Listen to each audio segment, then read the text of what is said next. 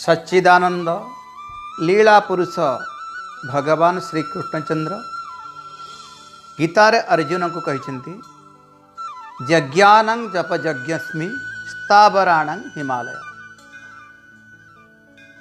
पर्वत मानक मध्य हिमालय श्रेष्ठ पर्वत भारतवर्षर उत्तर दिशार अवस्थित अनुपम अनन्य सौंदर्यर एक सुरम्य स्थान जार प्राकृतिक वातावरण वैराग्य उद्दीपक और मनोहर छवि अनेक साधु संतों को ईश्वराभिमुखी करी और मानवर उत्पत्ति हिमालय पर्वत रे ही होइथिला और मनुष्य तार श्रेष्ठ कर्म पाई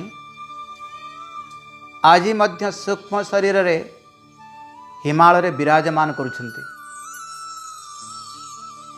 एही हिमालय पर्वत भगवान विष्णुंकर अंश स्वरूप सर्वोच्च पर्वत अटे और भगवान शंकरंकर आदि वासस्थान। व्यास विरचित गणेश लिखित समस्त महाकाव्य वेद उपनिषद अष्टादश पुराण ये समस्त ग्रंथ गुड़िकर रचना हिमालय रे ही होइथिला और भारतवर्षर प्रशस्ति पाई कवि मानक द्वारा रचना करा जाइथिबा समस्त कवितार शीर्ष स्थान रे हिमालय पर्वत ही रही। हिमालय को बाद दे भारतवर्षर प्रशस्ति संभव नुहे। तेणु हिमालय एक श्रेष्ठ पर्वत।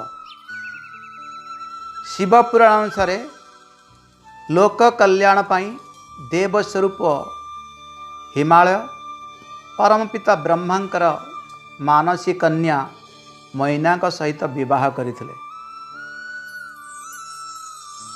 एवं दक्ष कन्या सतींकर देहावसान परे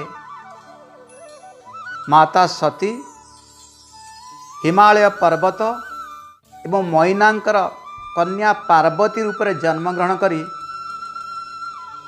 जगतकर्ता शिवं को स्वामी रूपे ग्रहण करथिले एवं परे परे कैलाश पर्वत रे तपस्या रे मग्न थिले। तेणु एही हिमालय पर्वत भारतवर्षर आध्यात्मिकतार एंतुड़ीशाल समस्त साधु संत मानंकु ईश्वराभिमुखी करिछि। आमे जे देखिबा एही हिमालय पर्वत दुईटी पर्वत श्रृंखला द्वारा गठित। गोटे हूँ गढ़वाल आ गोटे हूँ शिवालिक। ए दुईटा पर्वत श्रृंखला द्वारा गठित होइछि। अनेक बरफावृत शृंग घाटी एवं अनेक नदी मानकर उत्पत्ति स्थल एही हिमालय पर्वत। गंगा जमुना सरस्वती सतलेज झेलम चेनाब मंदाकिनी भागीरथी अलकानंदा टोंस जेते सब नदी समस्त नदी मानकर उद्गम स्थल हिमालय ही आ संपूर्ण हिमालय ही गंगार शଯ୍या अटे। पश्चिम रे अफगानिस्तान ठारो आरंभ करी पूर्व रे अरुणाचल प्रदेश पर्यंत 2400 किलोमीटर परिव्याप्त एही हिमालय पर्वत जहार प्रस्थ 160 किलोमीटर आरंभ करी 400 किलोमीटर पर्यंत। अनेक प्रकार शृंग यथा सागरमथा कांचनजंघा नंगा पर्वत नंदा देवी एभली अनेक शृंगरे मध्य परिपूर्ण एवं पृथ्वीर अनेक जैव विविधतार परिपूर्ण एही हिमालय पर्वत। दुर्लभ कृष्णसार मृग बा कस्तूरी मृग ये हिमालयर पार्वत्य अंचल ही दृश्यमान हुए और समस्त पशुपक्षी मानकर आनंद विहार होची हिमालय पर्वत। तेणु यही हिमालय पर्वत केवल जे एक प्राकृतिक संपदा ता नुहे, यह मध्य एक आध्यात्मिक केंद्र। तेणु यही हिमालय पर्वत गुरुत्व भूगोल दृष्टि जी महत्व एवं आध्यात्मिक दृष्टि से महत्व। आज भारत वर्ष शस्य श्यामला होती हिमालय कारण। यदि हिमालय न था ताले संपूर्ण भारत वर्ष मरुभूमि पलटि जाता ना। एइथिपाई जे मौसुमी वायु हिमालय पर्वत रे बाधा प्राप्त होगा कारण ही वर्षा होउछि। तेणु ये सब दृष्टि देखले हिमालय पर्वत अत्यंत महत्वपूर्ण। अनेक गिरिपथ मध्य जोझिला, नाथुला, माना, रोहतंग आज अनेक गिरिपथ मध्य हिमालय रे रही अछि।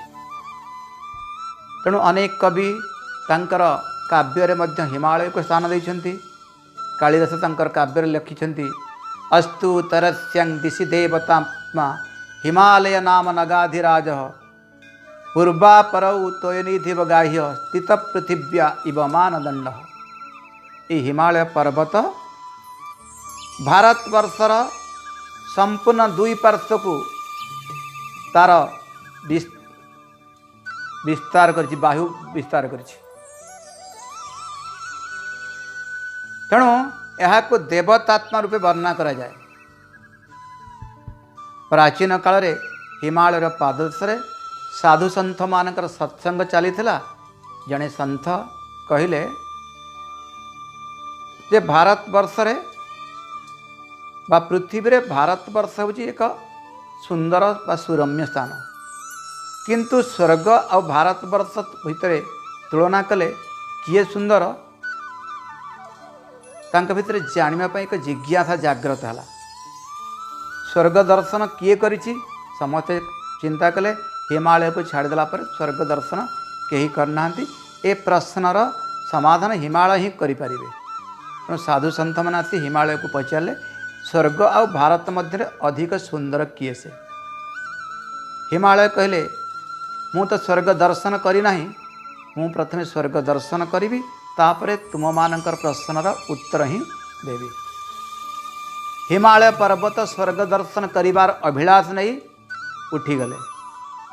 हिमालय पर्वतर आकार को देखला पर समस्त देवता माने भीतत्रस्त भय दौड़ा को लगिले। हिमालय पर्वत समस्त को आश्वासना दे कहले मु कौन सी दैत्य नुहे कि स्वर्ग आक्रमण करिवार अभिलाष नहीं आसी नाही, किंतु साधु सन्थ मानकर इच्छा आकांक्षा को पूर्ति करने स्वर्ग दर्शन करिवार अभिलाष नहीं आसी। ए कार्य मते सहयोग करते। देवता माने हिमालय को नहीं स्वर्ग बुलेले। ये हूँ आमर नंदनवन,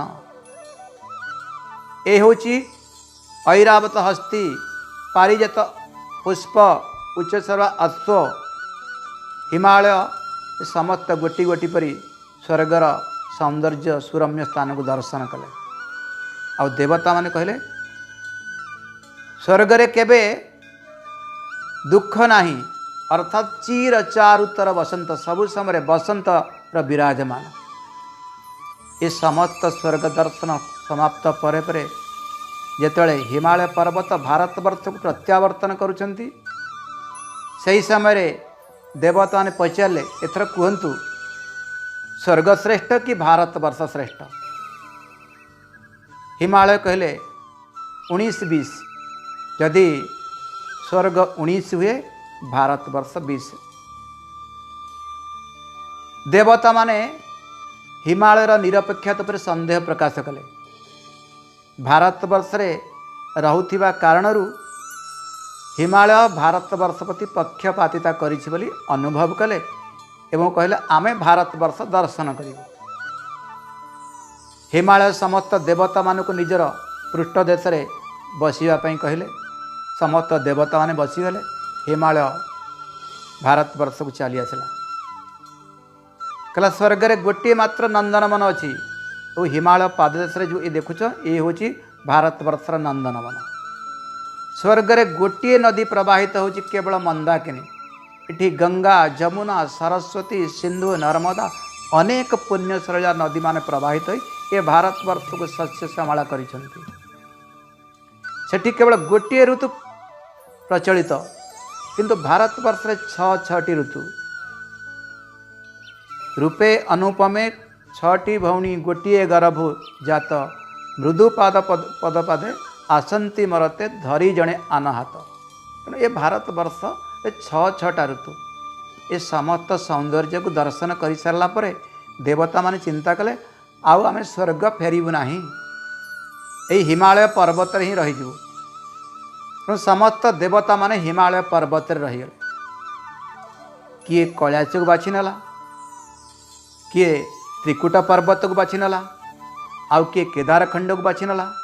एभली समस्त देवादेवी माने हिमालय रे तांकर आस्थान जमैले एवं सेथिପାଇଁ कहा जाउची हिमालय होची देवतात्मा समस्त देवता मानकर आत्मा स्वरूप।